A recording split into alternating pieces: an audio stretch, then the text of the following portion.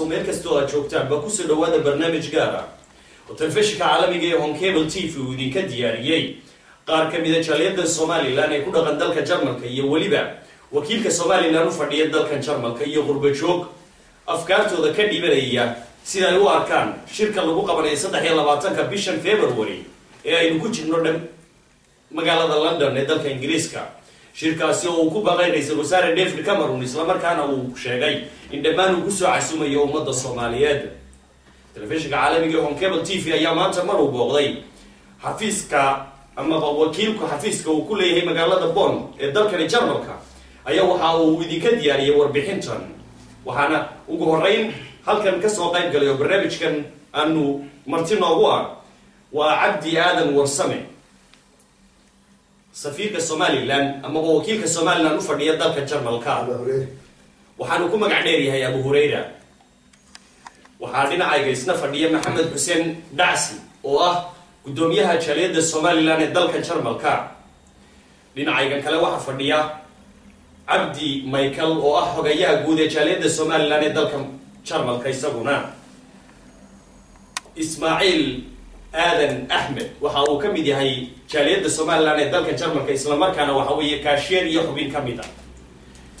dhinacana waxa idinka muuqda qurba joog iyaguna kamid ah qurba joogta reer Soomaaliland ee ku dhaqan dalka Jarmalka barnaamijka aynu ku qaadanaynayno wax qabadka jaaliyadahan ay ka sameeyaan dalka Jarmalka iyo sida ay wax ugu taraan dalkii ay ka yimaadeen isla markaana ay ku celiyaan faa'iidooyinka ay kala kulmeen halkan iyo waliba inagoo ka hadli doona barnaamijka 23 bisha February ee dib u heshiisiinta iyo waliba la dagaalanka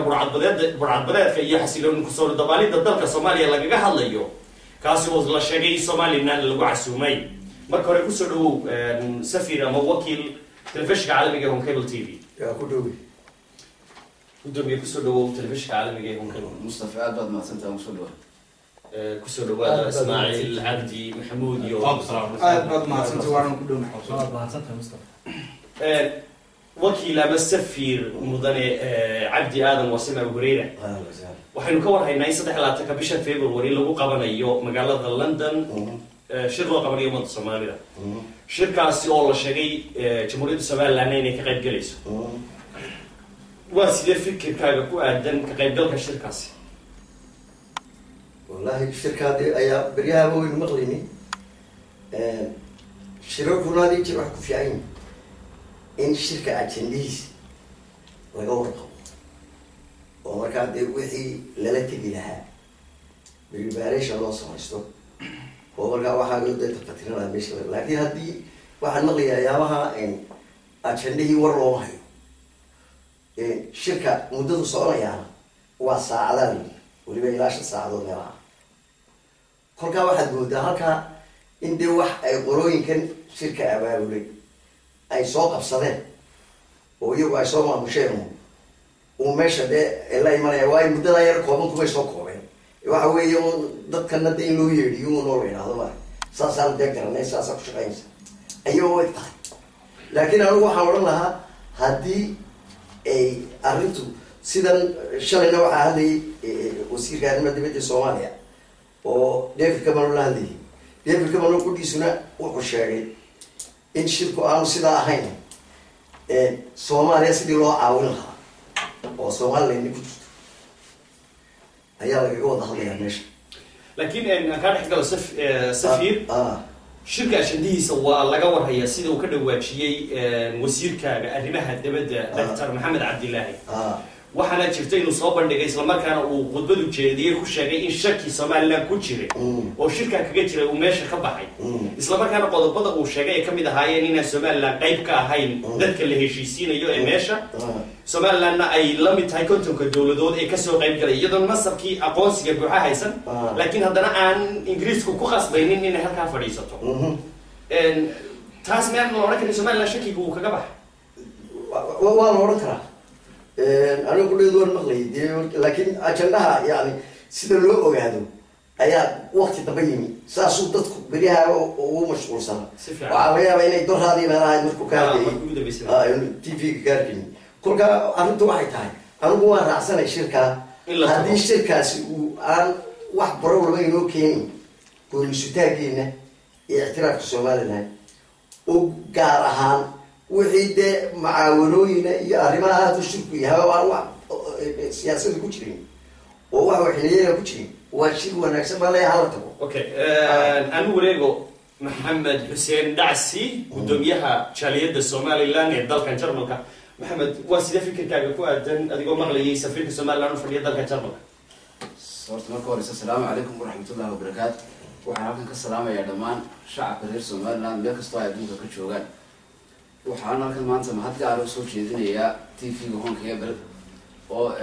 na sharfay naguna soo booqday magaalada boon aad iyo aad baad mahadsan tahay mustafa marka labaad haddii aan usoo noqdo su-aashaad weydiisay waxa weeyaan shirkan ka dhacaya 23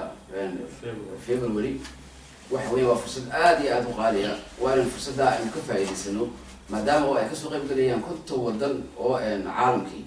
waxa weeye inaynu ka dhiibano maanta mowqifkeena oo aynu soo bandhigno dee horumarka aynu gaadhnay waxa aynu qabsanay waayo waxa weeyaan fursad aad iyo aad u qaaliya mar haddii ay xitaa xisbiyadii mucaaridku ayaguna ogolaadeen waxa weeyaan dhammaan waxaan ku dhiirigelinayaa dowladda Soomaaliya dhamay ogolaadeen mise qaar baa ogolaadeen may dhammaantood way ogolaadeen laakiin ma wada odhan karno way ogolaadeen udub qayb ka mid ah laakiin waxaan ku inta aan ogolaanina waxaan leeyahay inaad dowladda aad ku taageertaan inay shirka aad ku dhiirigelisaan inay ka qayb galaan okay waa mahadsan tahay maxamed xuseen dhacsi aan aado dhinacan midigta ismaaciil aadan axmed ismaaciil waa sidee fikirkaaga ku aadan ka qaybgalka shirka bismillahi raxmaan raxiim marka hore waan aad baan ugu faraxsanahay waxaan u mahad celinayaa tv-ga honkable t v sida qiimaha le aad noogu soo booqateen magaalada bon marka haddii aan ka usoo noqdo fikirkayga ku aadan shirka lagu qabanayo london anigu boqolkiiba boqol aad baan u taageersanahay waxaan jecelahay inay somaliland ka qayb gasho mabda-eegana kusoo bandhigto waxaana ku dhaliili karaa 20kii sane ee tegay dowladihii u kala dambeeyey somaliland maamuli jiray waxaa heerkaa soo gaarsiiyay maanta somaliland inay ahayd inay dib uga joogsadaan meel kastoo arrimaha soomaalida lagu soo bandhigayo moogtay sidaa darteed waxaan aada ugu taageersanahay in shirkaa laga qayb galo iyadoo la ilaalinayo qarnimada iyo jiritaanka somaliland waad mahadsan tahay master ismaaciil aadan axmed aan aado xogayaha guud ee jaaliyadda somaliland ee dalka jarmalka cabdi michael cabdi kusoo dhawow telefishinka honkable t v iyo weliba fikirkaaga ku aadan 23 February shirka lagu qabanayo magaalada london waad mahadsan tahay mustafa marka hore bismillahi raxmaan raxiim alxamdulilahi rabbil caalamiin ilaahay baa mahad iska leh ilaahay halkan isuuka keenay ilaah somaliland naga dhigay ee nabadayna siiyey ayaa mahad iska leh mar labaadka waxaan u mahadnaqayaa honkable t v gaar ahaan mustafa booqashadaad nagu timi halkan fikirkeyga ku aadan shirkaas sida ay saaxiibadayba ka dhawaajiyeen waan taageersanay shirkaa ka dhacaya london sida aan u arkaana waxa weeye shir wax weyn ay nooga soo baxayaan oo faa'iido ay noole haddaynu nahay reer somaliland waana janis sidaa ogtiinba mustafa waxa ku jira oo meesha imanaya shirkaas 40 dowladood oo caalamka ka socda oo xubno muhiima ay ku jiraan AAC-da ka mid ah AAU-da ka mid ah maarata waa janis aada iyo aad dahab inooga sidaad ogtahayba hore mustafa waxaa jiray jaanisada caynkaas ka weyn qaybgeli jiray laakiin waxaad moodaa baryahan dambe somaliland waxqabadka ay qabsatay waxtarkeedii dimuqraadiyadda ka dhalatay markii la arkay sidaa aawadeed in maaragta ay ka dhalatay in lagu casuumo shirarkan qiimaha badan leh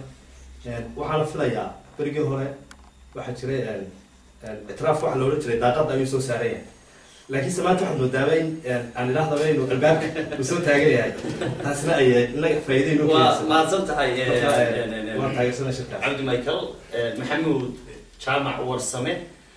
oo kamid ah qurba joogta somaliland isagana fikirkiisa mustafa waad mahadsan tahay adiga iyo honkable t v-ga dhammaan aad baan idin salaamaya shacweynaha somaliland anigu fikirkayga haddaan cabiro shirka london ka dhacaya 23 bishan somaliland ka qayb gasho anigu ma taageersan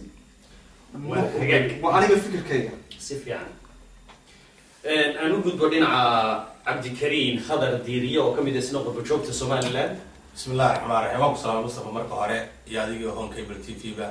dhammaan golayaasha qaranka jamhuuriyadda somaliland madaxweynaha jamhuuriyadda somaliland axmed maxamed maxamuud siraanyo ciidamada qaranka waxaan ku salaamaya salaanta islaamka assalaamu calaykum waraxmatullaahi wabarakaatu haddaan kusoo noqdo barnaamijkan isaga ah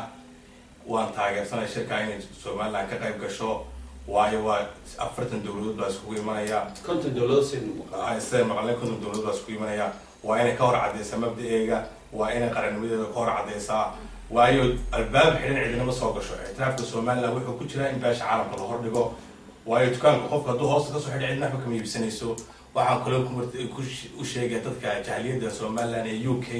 maalintii 23 bisha inay mudaharaad weyn oo weligooda ayna ka qaban London ay ka qabtaan waayo waxaan ay ku taageeraan shirka marka shirka yaa lagu taageeraya shirka Soomaalida Somaliland ay ka soo qayb gashay bay taageerayaan mise man qadiyada Somaliland gudbisay nacam Somaliland inay yihiin ay ka go'een Soomaaliya inteeda kale inay shirka lagu soo qaado okay waad mahadsan tahay mudane Cabdikariim oo kamid ah qurba-joogta Somaliland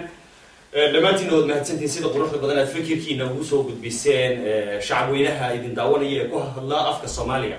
aan ku laabto dhinacayga midig waa Maxamed Xuseen Dacs waxa tahay gudoomiyaha jaaliyadda Somaliland ee dalka Jarmalka bal waxaad nooga faahfaahin kooban nooga bixisaa waxqabadka jaaliyadda Somaliland ee dalka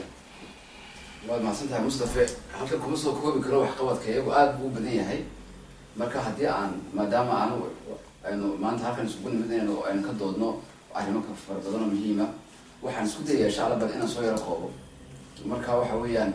waxaanu sameynay jaaliyad ahaan inaanu isku xidhka labada wadan ee Somaliland iyo Jarmalka inaanu u kala dab qaadno oo aanu Jarmalka aanu barno bal qadiyadda Somaliland goonistageeda wixii ay Somaliland qabsatay 20 sano ee aynu nabadgelyada ku taamaynay waxaanu sameynay waxaanu soo bandhigay waxaanu xaflado waaweyn baanu qabanay oo aan kusoo casuumnay madax Jarmala waxaanu qabanay xafladii ugu waaweynay 18 May ee aan ka dhici jirin Jarmalka lagaba aqoon baa inay halkan Somaliland ku nool yihiin ayaa waxaanu muujinay inay Jarmalka dad Somaliland ay degan yihiin dabeeta waxaanu qabanay xaflado waaweyn oo aan kaga warramayno waxqabadkeena okay aan ku soo laabto Maxamed mudane Cabdi Aadan Warsame Abu Hurayra waxaad tahay wakiilka Somaliland fadhiya dalka Jarmalka sida ugu maqaalaana muddooyinka 6 sano ka badan adiga ka ahaa wakiil halkan marna wakiil ku xigeen baad ahayd marna imika wakiil ku xigeen ila 2004 bal adiguna noo faahfaahay waxqabadka xafiiskaaga wallahi xafiiskayga dawladdu way u tahay horta anigu dawladdii hore ay soo magacaabay tii madaxweyne daahir yaala si fiican muddo dheer meeshan dawladdu waxaad moodaa